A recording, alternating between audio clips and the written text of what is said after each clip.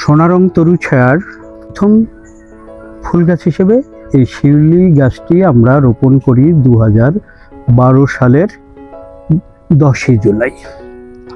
কাকতালীয়ভাবে সেদিন আমার খালাতো বোন, বৃক্ষপ্রেমী, পুষ্পপ্রেমী ডাক্তার শামসুন নাহার রত্নার জন্মদিন ছিল, যে কারণে আমরা এই গাছটি উৎসর্গ করি আমাদের প্রিয় স্বজন শামসুন নাহার রত্নাকে। আজ রত্না আমাদের সেই শিউলি গাছের সম্মুখে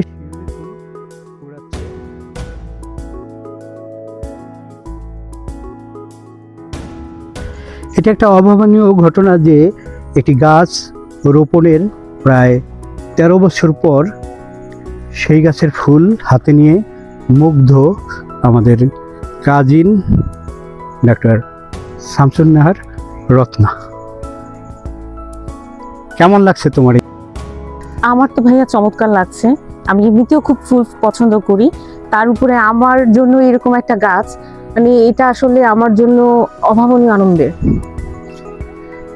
আর আমারও খুব ভালো লাগা এই শিউলি ফুল। আমাদের সোনারঙের মূল প্রতিষ্ঠানটি হচ্ছে সোনারং এবং এর অ্যাসোসিয়েট হচ্ছে সোনারং তরু ছায়া।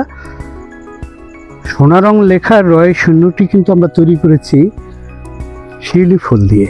শিউলি ফুল ব্যবহার করে রয়ের শূন্যটি তৈরি করা হয়েছে এবং সেটি করেছিলেন আমাদের বন্ধু চিত্রশিল্পী শামিনুর রহমান শামীম।